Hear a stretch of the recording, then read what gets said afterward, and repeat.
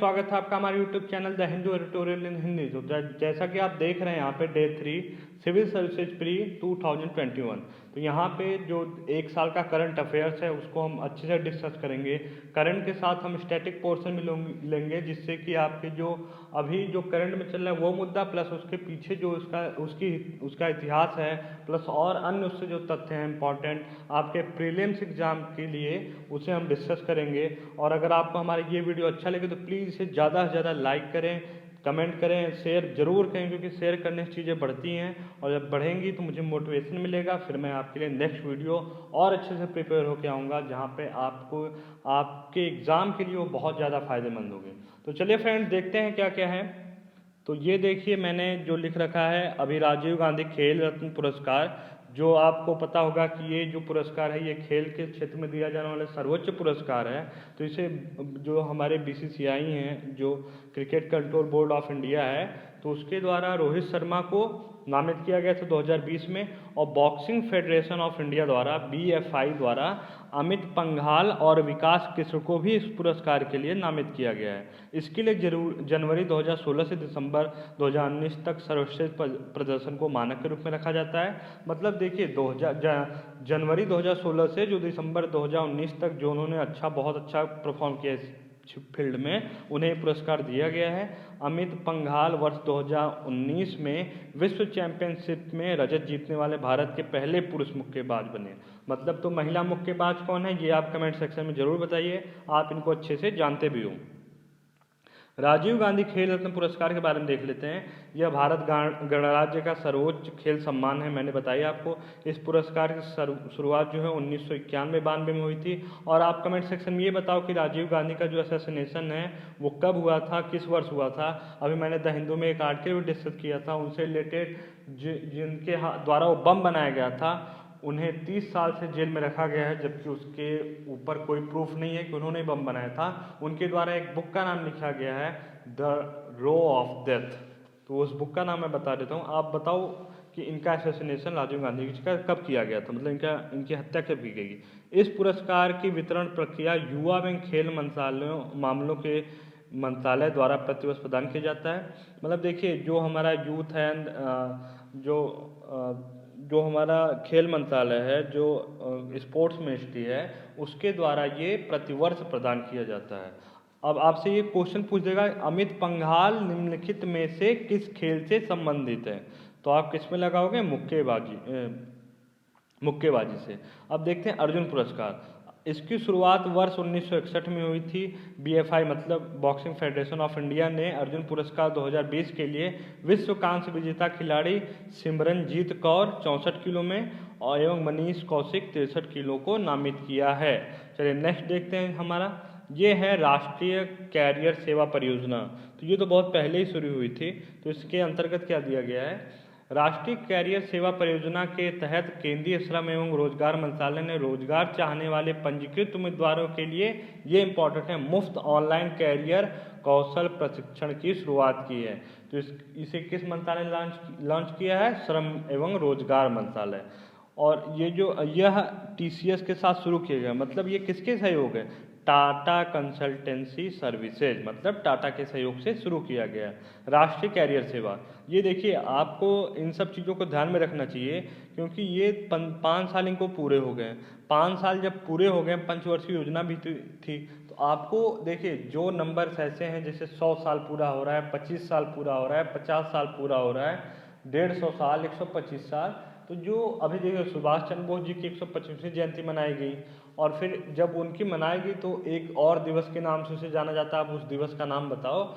और तो इस तरह के क्वेश्चन आपसे एग्जाम में बन सकते हैं। तो इसलिए जो 5 साल जब इसके पूरे हुए हैं, तो मैंने इसे इंक्लूड कर दिया कि आप इसे अच्छे से पढ़ लो और एग्जाम में अगर आए तो कहीं फंसना मत। तो 2015 में इसकी शुरुआत की गई। पंचवर्षीय मिशन मोड परियोजना में था ये। यह केंद्रीय रोजगार एवं श्रम मंत्रालय के अंतर्गत संचालित की जा रही है। राष्ट्रीय कैरियर सेवा मतलब क्या, लोगों को रोजगार संबंधी, कौशल संबंधी वो क्या देता है, प्रशिक्षण देता है। 7.75% बजट बॉन्ड 2018 योजना की समाप्ति। देखिए जब इस योजना क्या की गई, समाप्ति की गई है। अब बचत बॉन्ड की बात करें तो जो बॉन्ड क्या होता है, ये किसके द्वारा जारी किया जाता है? ये गवर्नमेंट जारी करती है आरबीआई के सहयोग से। तो आप क्या करते हो, जब गवर्नमेंट सिक्योरिटी जो बॉन्ड खरीदते हो, तो जब मार्केट में, देखो मैं इकोनॉमी में आपको बता दूँ, जब मार्केट में क्या होती है, डिमांड बढ़ जाती है। डिमांड बढ़ती है तो क्या, लोगों की मांग बढ़ जाएगी, तो रेट ऑटोमेटिक बढ़ जाएंगे। जब दाम बढ़ जाता है तो सरकार को लगता है कि मार्केट में जो पैसे का फ्लो है, जो पैसा बह रहा है वो ज़्यादा बह रहा है, उसको सोखने के लिए गवर्नमेंट लाती है बॉन्ड।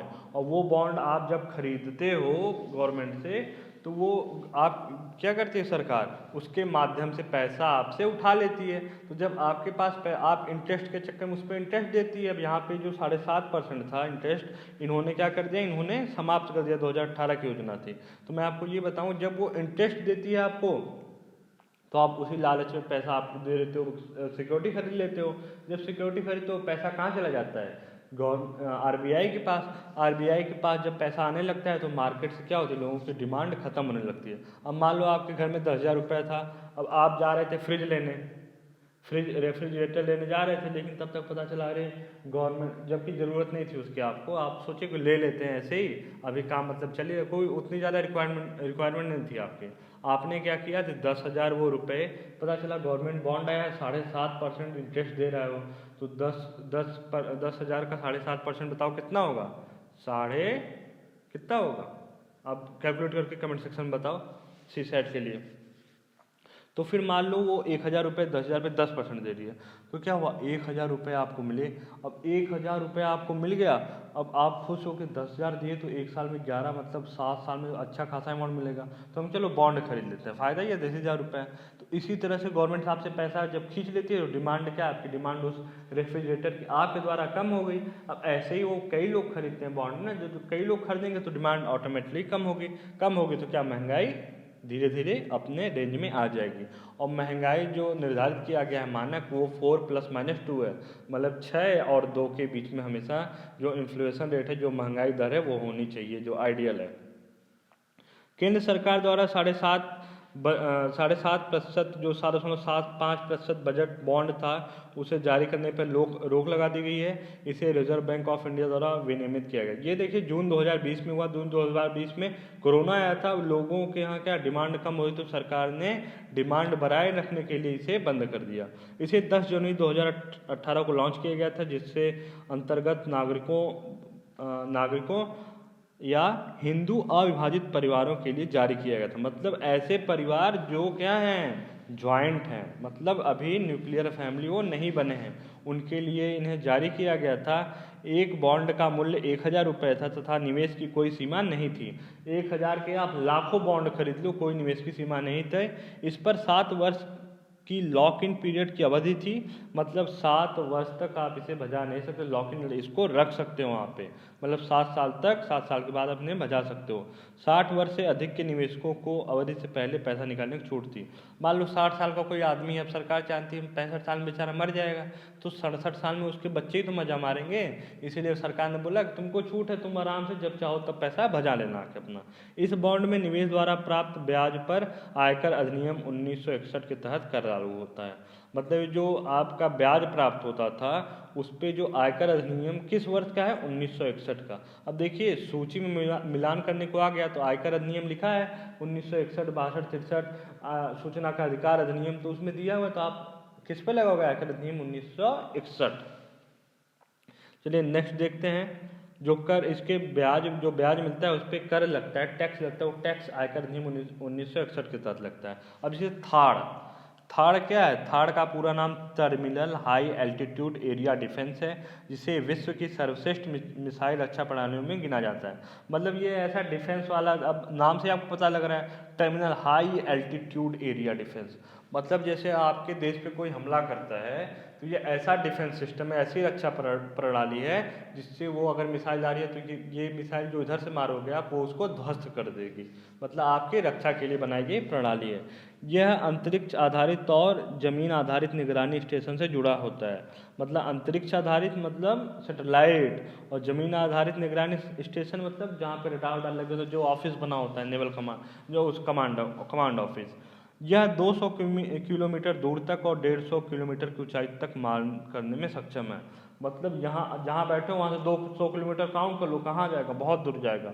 और 150 किलोमीटर ऊपर, मतलब 150 किलोमीटर, 1 किलोमीटर ऊपर तुम्हें खड़ा कर दिया जाए, तुम नीचे देखते ही गायब हो जाओगे। 150 किलोमीटर ऊपर जाके भी मार सकता है। यह सामने से आ रहे हथियारों को नष्ट कर देती है। इसे अमेरिका द्वारा विकसित किया गया। अच्छा बताओ, भारत के पास ऐसी कौन सी प्रणाली है और उसे किस देश द्वारा दिया गया और कब तक पूरा वो डिलीवर करेंगे इसे, ये आप कमेंट सेक्शन में ज़रूर बताना मुझे। चलिए नेक्स्ट देखते हैं। ये हमारी बैंड टेल स्कॉर्पियन फिश है, जो अभी सेंट्रल मरीन जो फिशरीज रिसर्च इंस्टीट्यूट है उसके द्वारा मन्नार की खाड़ी में से खोजा गया है। और ये सेतुकराई तट पर एक दुर्लभ प्रजाति की खोज की गई है। मतलब मन्नार की खाड़ी में स्थित जो सेतुकराई तट है, और ये तट ऐसा है जहाँ से भगवान श्री राम ने अपना मंदिर बनाना, जो रोड थी श्रीलंका के लिए, जो पानी पर उन्होंने समुद्र पे मार्ग बनाया था, वो बनाना शुरू किया था। अच्छा आप ये बताओ कमेंट सेक्शन में से एक और नाम से जाना जाता है, वो उसका क्या नाम है, वो कौन सा नाम है? इस मछली का जूलॉजिकल नाम स्कॉर्पेनो स्कोपेर्नोसिप्सस नेग्लेक्टा है। मतलब इसका जो नाम है स्कोपेर्नोसिप्सस नेग्लेक्टा है। इसके स्कॉर्पियन फिश कहे जाने का कारण न्यूरोटॉक्सिक विष की उपस्थिति है। मतलब इसमें इतना खतरनाक जहर होता है ना, मार देगा आदमी, मर ही जाएगा। कौन सा है इसमें जहर होता है? न्यूरोटॉक्सिक विष। और इससे क्या, इसका नाम क्या है? Band tail scorpion fish. देखिए जो मन्नार की खाड़ी कहाँ है, आप पहले जाकर मैप में सर्च करिएगा। उसी के बगल में जो पार्क, जो हमारा जल डमरू मध्य मार्ग है, वो भारत और श्रीलंका के बीच है। आप मैप में जाके मन्नार की खाड़ी को जरूर सर्च करिएगा।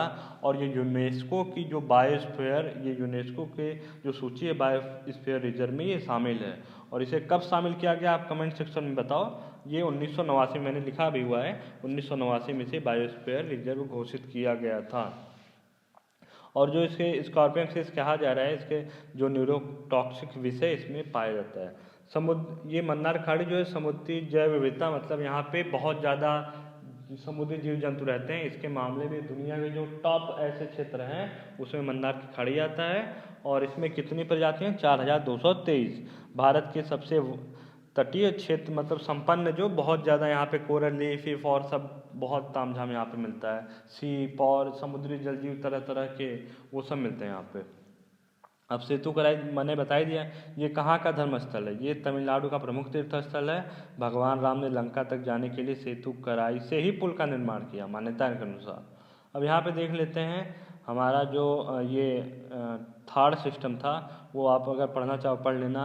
The third system provide the critical capability और to defence against short and medium range ballistic missiles.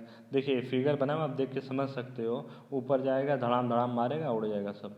ये देख लेना आप इसे एक बार, मैं ऐसे रोक दे रहा हूँ, आप इसे पढ़ लेना, ठीक है? या तो स्क्रीनशॉट ले लो आप इसका, ठीक है? ठीक। और ये फिश है जो हमारी, जो अभी स्कॉर्पियन फिश है, यही वो फिश है। देखिए देखने में कितनी खतरनाक लग रही है ये। समझिए, पहले आप ध्यान से देखोगे समझ नहीं पाओगे है क्या। ये देखिए आगे की तरफ जब देखोगे आप, नीचे की तरफ, तो ये इसके मुंह है और ऊपर की तरफ इसकी पूँछ है, नीचे जो डैन है जिसकी वजह से तैरती हैं, अपनी दिशा बदलती हैं। चलिए नेक्स्ट देखते हैं। नेक्स्ट जो हमारा है, केंद्र सरकार द्वारा अभी 1832 करोड़ रुपए बिहार को तथा 1407 करोड़ रुपए असम को दिए गए जल जीवन मिशन के अंतर्गत। तो देखिए ये जून का करंट अफेयर्स है, जून 2020 का। तो यहाँ पे असम को कितना दिया इन्होंने? असम को 1407 करोड़ और बिहार को 1832 करोड़। देखिए आप समझ नहीं पाओगे कि आत्मनिर्भर भारत अभियान के अंतर्गत इन्हीं राज्यों को क्यों दिया गया। अरे ये समझो यहाँ पे इलेक्शन थे, बिहार में हो चुका है, असम में होने वाला है, और बजट में भी असम में 20% इन्होंने दिया है, जो टी वाले, जो वहाँ पे टी फार्मर्स हैं। तो यहाँ पे इलेक्शन था। तो बात कर लेते हैं। देखिए इंपॉर्टेंट ये नहीं कितना दिया, किसको दिया, ये इंपॉर्टेंट ये है कि जल जीवन मिशन क्या है। आ गया ना जल जीवन। वर्ष 2024 तक कार्यात्मक घरेलू नल कनेक्शन के माध्यम से प्रत्येक ग्रामीण घर में प्रति व्यक्ति प्रतिदिन 55 लीटर पानी की आपूर्ति का लक्ष्य है। मतलब प्रति व्यक्ति एक आदमी को एक दिन में 55 लीटर पानी 2024 तक देना, ग्रामीण का है ये कौन सा है? ग्रामीण। अभी एक शहरी भी सरकार ने लॉन्च किया है, जल जीवन मिशन शहरी क्षेत्र के लिए। तो उसको आने वाले समय में हम डिस्कस कर लेंगे, अभी तो हमारा जून का ये चल रहा है। केंद्र व राज्य के बीच वित्त पोषण इस प्रकार है।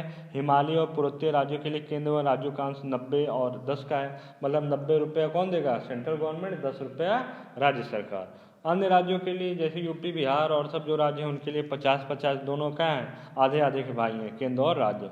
केंद्र शासित प्रदेशों के मामले में केंद्र द्वारा 100% वित्तीय आवंटन का प्रावधान, मतलब केंद्र शासित प्रदेश के मामले में 100%। अच्छा, आप कमेंट सेक्शन में बताओ कि जो भारत में कितने राज्य और कितने केंद्र शासित प्रदेश हैं। इस समय बहुत लोगों को कन्फ्यूजन है इसको लेकर के, और आप इसे कमेंट सेक्शन में बताओ मुझे। गोवा द्वारा इस क्षेत्र में प्रथम स्थान प्राप्त किया गया, मतलब गोवा जो था अक्टूबर 2020 तक इसने जो सब घरों में हर घर जल वाला जो सिस्टम था उसे पूरा कर लिया। अब आप ये बताओ मुझे कि जो ये कौन से एसडीजी के अंदर आता है, मतलब सस्टेनेबल डेवलपमेंट गोल, सतत विकास लक्ष्यों में किस नंबर पे जल को रखा गया है। अमेरिका में कम्युनिकेशन डिफेंस एक्ट का सेक्शन 2030 पहली बार 1996 में पास किया गया था। इसी के तहत ट्विटर में अमेरिकी राष्ट्रपति के निजी अकाउंट्स को बंद कर दिया। देखिए, जब ट्रंप जी थे वो उल्टा सीधा बक रहे थे, ट्रंप आते थे ट्विटर पे, रात में सोए सुबह उठ के बक देते थे, कुछ भी उनके दिमाग में जो आता था नाप शनाप लिखते रहते थे। तो उसी के लिए अमेरिका में जो कम्युनिकेशन डिफेंस एक्ट का सेक्शन 230 था उसके तहत इन्हें क्या कर दिया, ट्विटर ने बैन कर दिया। और ये कब पारित किया गया था, 1996। देखिए, मैं आपको इसलिए डिस्कस कर रहा हूँ, ये दुनिया की सबसे ताकतवर कंट्री अभी, कहें कि चाइना अभी भी उससे ऊपर नहीं है। तो यहाँ पे जब ताकतवर की बात होती है तो आपसे यूपीपीसीएस या यूपीएससी ऐसे क्वेश्चन पूछ सकती है। अब देखते हैं भारत सरकार के एक विशेष अभियान के तहत अगले 2 महीनों 1 जून से 31 जुलाई 2020 में 1.5 करोड़ डेयरी किसानों को किसान क्रेडिट कार्ड उपलब्ध कराया गया था। मतलब देखिए, भारत सरकार एक विशेष अभियान चलाई थी, आत्मनिर्भर भारत अभियान जो था, उसी के अंतर्गत का 1.5 करोड़ किसानों को क्या दिया जाएगा, डेयरी किसान जो थे, जो गाय भैंस दूध पालते थे, उन्हें क्या किया जाए, 1.5 करोड़ क्रेडिट कार्ड दिए जाएंगे, किसान क्रेडिट कार्ड। अब यहाँ इंपॉर्टेंट क्या है, किसान क्रेडिट कार्ड योजना। इस योजना की शुरुआत 1998 में की गई थी। इसको वाणिज्यिक बैंकों, आरआरबीज, जो रीजनल रूरल बैंक हैं, और लघु वित्त बैंकों और सहकारी संस्थाओं द्वारा कार्यरत किया जाता है। ब्याज सत्रवेंशन छूट योजना। देखिए, जो किसान क्रेडिट कार्ड योजना है इसकी लिमिट आप हमें बताओ किसानों के लिए कितनी रखी गई है, मतलब एक किसान मैक्सिमम कितने पैसे तक यूज कर सकता है। चलिए मैं बता देता हूँ, 3 लाख रुपए तक लिमिट रखी गई है, और उसके ऊपर वो उसको इस किसान क्रेडिट कार्ड योजना के माध्यम से ऋण नहीं दिया जाए। मतलब मैक्सिमम लिमिट कितनी है, 3 लाख रुपये।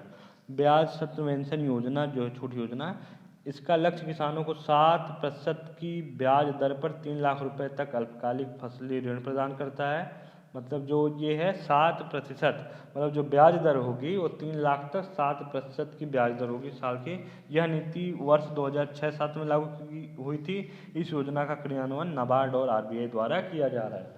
मतलब किसानों को 3 लाख रुपए जो हैं वो 7%, मतलब उस पर कितना इंटरेस्ट लगेगा, 1 लाख रुपए लेता है तो 1 साल का 7,000 रुपये उसका बढ़ेगा।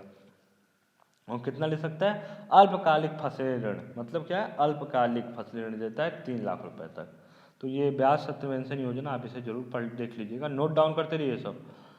कर्नाटक के राजीव गांधी स्वास्थ्य विज्ञान विश्वविद्यालय को रजत जयंती समारोह मनाया गया, मतलब 25 साल इसको पूरे हुए। तो जो राजीव गांधी स्वास्थ्य विज्ञान विश्वविद्यालय कहाँ है, बेंगलुरु में, कर्नाटक की राजधानी बेंगलोर। यह भारत का एक ऐसा चिकित्सा विश्वविद्यालय है। देखिए इंपॉर्टेंट ये है, मनाया गया क्योंकि अभी कोरोना था, कोरोना चल रहा है चर्चा में। जब कोरोना खूब चर्चा में, क्या वो अपने से इतना ज़्यादा ट्रोल कर रहा है, रोज ट्रोल करता है ऊपर नीचे, तो जब वो ट्रेंड कर रहा है तो उससे संबंधित जो संस्थान है वो भी तो हाई फाई होंगे, इसमें वायरल हो जाएंगे सब, तो सब वायरल हो गए। और जो हमारा राजीव गांधी स्वास्थ्य विज्ञान विश्वविद्यालय है 25 साल पूरा भी किया, इसलिए और ज़्यादा वायरल है। तो इसने क्या किया, ये जो है ये एक इम्पॉर्टेंट बात, और ये association of Commonwealth university UK का सदस्य भी है। मतलब जो कॉमनवेल्थ देश जो हैं उनमें जो यूनिवर्सिटी है उसका क्या है, ये सदस्य भी है। इसकी स्थापना 1996 में की गई थी। अब कॉमनवेल्थ वही देश हैं जैसे जहाँ पर ब्रिटेन ने अपना कब्जा कर रखा था, और कब्जे के बाद आज वो स्वतंत्र है, तो वो किसी अंतर्गत आते हैं, कॉमनवेल्थ। अब कॉमनवेल्थ गेम्स भी होते हैं, आप इसे एक बार सर्च करके पढ़ लीजिएगा।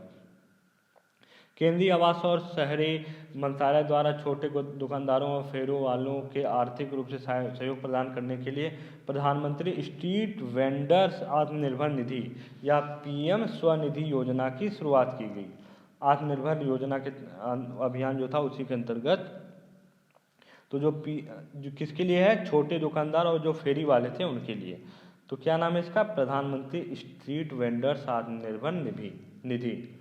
इस योजना के तहत छोटे दुकानदारों को 10,000 रुपये तक के ऋण के लिए आवेदन कर सकेंगे, जो कोलेट्रल फ्री ऋण होगा। मतलब कोलेट्रल फ्री, जैसे आप कोई जाते हो ऋण लेने तो वहाँ पे आपको कुछ जमानत रखनी पड़ती है, मतलब कुछ जमा करना पड़ता है। इसमें इनको कोई गारंटी नहीं देनी है, बस जाना है सीधे ऋण लेके आना है। इसके तहत लाभार्थी लिए गए ऋण पर भुगतान समय से या निर्धारित तिथि से पहले ही करते हैं तो उन्हें 7% वार्षिक की ब्याज सब्सिडी प्रदान की जाएगी, जो उन्हें डीबीटी के तहत दी जाएगी। मतलब डायरेक्ट बेनिफिट ट्रांसफर, प्रत्यक्ष लाभ हस्तांतरण बोला जाता है इसे, जो आपके अकाउंट में सीधे मनी आती है सरकार की तरफ से। तो ये क्या है, अगर आप निर्धारित जो तिथि है 2 महीने 10 महीने मान लो जमा करना है ऋण, तो आपने 9 महीने में जमा कर लिया, तो ये क्या करेंगे, जो ब्याज आपका है उसमें 7% जो इंटरेस्ट जुड़ा है उसकी 7% उसका कैलकुलेट करेंगे ब्याज का, उसकी सब्सिडी आपके अकाउंट में, उतना पैसा आपके अकाउंट में वापस कर देंगे। यह योजना मार्च 2022 तक लागू रहेगी। चैंपियंस पोर्टल 1 जून 2020 को सूक्ष्म लघु एवं मध्यम उद्यमों की समस्याओं का समाधान में सहायता करने हेतु चैंपियंस नामक एक पोर्टल को लॉन्च किया गया। चैंपियंस का फुल फॉर्म जो है वो उत्पादन और राष्ट्रीय शक्ति बढ़ाने हेतु आधुनिक प्रक्रियाओं का निर्माण और उनका सामंजस्यपूर्ण अनुप्रयोग। मेन की पॉइंट इसमें देख लेना, उस हिसाब से याद कर लेना। यह सूचना और संचार प्रौद्योगिकी पर आधारित एक प्रबंधन सूचना प्रणाली है, मतलब इंफॉर्मेशन एंड कम्युनिकेशन टेक्नोलॉजी पर आधारित है। इस प्रणाली को राष्ट्रीय सूचना मिशन केंद्र की सहायता से पूर्ण रूप से स्वदेशी तकनीक पर तैयार किया गया। मतलब इस प्रणाली को राष्ट्रीय सूचना विज्ञान केंद्र जो था हमारा, उसकी सहायता से तैयार किया गया है। यह हब एंड स्पोक मॉडल पर आधारित है। देखिए हब एंड स्पोक क्या होता है, जैसे दिल्ली में इसका मेन सेंटर बना दिया, दूसरे राज्य से कनेक्ट है, मतलब बीच में केंद्र है और सब, जैसे साइकिल का चक्का होता है ना, तो रिम होता है, बीच में क्या होता है, पॉइंट होता है, किनारे किनारे तीली उससे जुड़ी होती है। इसी तरह हब एंड स्पोक, हब क्या होता है, जहाँ हब है मेन वाला सेंटर, और स्पोक मतलब बोलने वाले। प्रधानमंत्री मुद्रा योजना के तहत सभी शिशु ऋण खातों पर 12 माह की अवधि के लिए 2% की ब्याज सब्सिडी योजना को मंजूरी प्रदान की गई है। मतलब मुद्रा योजना के अंतर्गत जो मैंने बताया ब्याज सब्सिडी, जो इंटरेस्ट आएगा उस पर 2% की आपको सब्सिडी दी जाएगी। कितने महीने तक, 12 महीने तक। अब शिशु ऋण क्या है इसको आगे देखेंगे। योजना के लागू होने के लिए मानदंड जो थे, प्रथम जिन ऋणों का भुगतान 31 मार्च 2020 तक बकाया था, मतलब 2% उन्हीं को मिलेगा जिनका 31 मार्च 2020 तक ऋण बकाया था, मतलब उसके बाद का न हो, तथा एनपीए न बना हो योजना के परिचालन अवधि तक। मतलब जब तक इस योजना को चलाया जाएगा तब तक वो नॉन परफॉर्मिंग एसेट न बना हो, मतलब ऐसा जो लोन लेके भाग गया हो, नहीं जमा कर पा रहा हो, वो अगर इस जो योजना है, योजना जब तक रखा गया है, अगर उसके बीच तक ये नहीं करता है तो उसे एनपीए नहीं कैलकुलेट किया जाएगा। मान लो उन्होंने 2021 तक रखा है, तो आपने 2021 तक कुछ पैसा दिया तो फिर आपका लोन चलता रहा, एनपीए नहीं बना। अगर एनपीए बन भी गया है तो फिर इसके बाद उस समय उस अवधि तक न बना हो, मतलब 2021 तक दिसंबर तक वो एनपीए बन गया हो तब भी चलेगा। उसके बाद अगर एनपीए बना है तो उस योजना में शामिल नहीं होगा। प्रधानमंत्री मुद्रा योजना, इसकी शुरुआत 8 अप्रैल 2015 को गैर कारपोरेट गैर कृषि लघु सूक्ष्म उद्यमों को 10 लाख तक का ऋण प्रदान करने के उद्देश्य से की गई थी। मतलब देखिए जो एमएसएमई सेक्टर है, medium small and micro small and medium enterprises के जो छोटे मतलब उद्यम हैं, जो छोटे छोटे हैं, उनके लिए 10 लाख तक का लोन ये देंगे। और ये ऋण वाणिज्यिक बैंक, क्षेत्रीय ग्रामीण बैंक, लघु वित्त बैंक, सूक्ष्म वित्त संस्थाओं द्वारा तथा एनबीएफसी द्वारा दिए जाते हैं। नॉन बैंकिंग फाइनेंस कंपनी जो कि बैंकिंग का कार्य नहीं करती है लेकिन लोन देने का कार्य करती है। मतलब क्या करती है, बैंकिंग जैसे जमा स्वीकार करना ये सब काम नहीं करेगी, बस ये लोन बांटती है। इनके अंतर्गत 3 प्रकार के ऋणों की व्यवस्था की गई। देखिए शिशु लोन जो 50,000 रुपये तक का लोन है उसे शिशु बोला जाएगा। जो 50,000 से 5 लाख पहुँच गया उसे किशोर बोला जाएगा।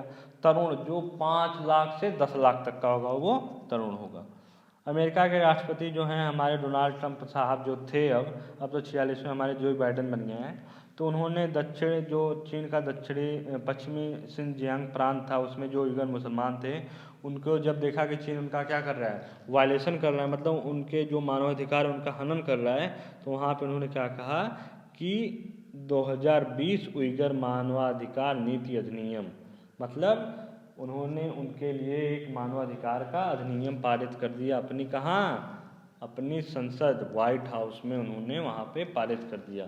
मानवाधिकारों के उल्लंघन के अपराधियों को जवाबदेह ठहराया जाएगा, मतलब जो मानवाधिकारों का उल्लंघन कर रहे हैं उनके अपराधियों को जवाबदेह ठहराया जाएगा, उन्होंने ये बोला था। तो आप ये याद रखना कि कौन पारित किया था, अमेरिका ने, और कौन सा था, 2020 उइगर मानवाधिकार नीति अधिनियम। अब बात कर लेते हैं विश्व पर्यावरण दिवस। जलवायु और स्वास्थ्य से संबंधित जितने टॉपिक आप उनको रट डालो एकदम, क्योंकि उससे ज़्यादा चांसेस हैं कि एग्ज़ाम में आपसे क्वेश्चन बनेगा, कहीं न कहीं वो करंट या स्टैटिक रिलेट करेगा, आप देख लेना एग्जाम में। यह प्रत्येक वर्ष 5 जून को मनाए जाते हैं, तो बचपन से पढ़ते आ रहे हैं। इस वर्ष इस दिवस की थीम क्या है, जैव विविधता, बायोडाइवर्सिटी है, सेलिब्रेट बायोडाइवर्सिटी। इसका उद्देश्य पर्यावरण की सुरक्षा के लिए वैश्विक स्तर पर जागरूकता लाना है। इस बार इसकी मेज़बानी कोलंबिया और जर्मनी द्वारा की गई, मतलब इस बार जो 2020 की मेज़बानी जर्मनी और कोलंबिया ने की थी। इसका आयोजन प्रत्येक वर्ष संयुक्त राष्ट्र पर जो यूनाइटेड नेशन इन्वायरमेंट प्रोग्राम है उसके द्वारा किया जा रहा है, संयुक्त राष्ट्र पर्यावरण कार्यक्रम। इस दिवस की चर्चा की शुरुआत 1972 में मानव पर्यावरण पर आयोजित संयुक्त राष्ट्र सम्मेलन के दौरान हुई थी।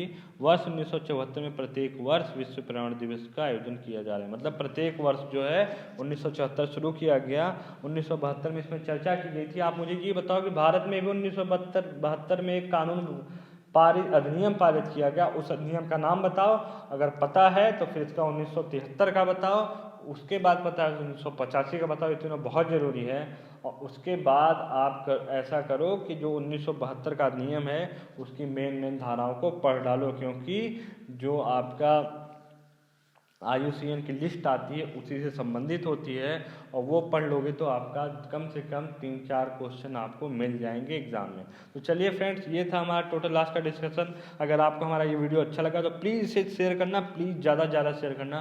कमेंट सेक्शन में जरूर बताना कि वीडियो कैसा लगा, लाइक तो जरूर कर देना और चैनल को सब्सक्राइब कर लेना। चलिए मिलते हैं नेक्स्ट वीडियो में, तब तक के लिए धन्यवाद।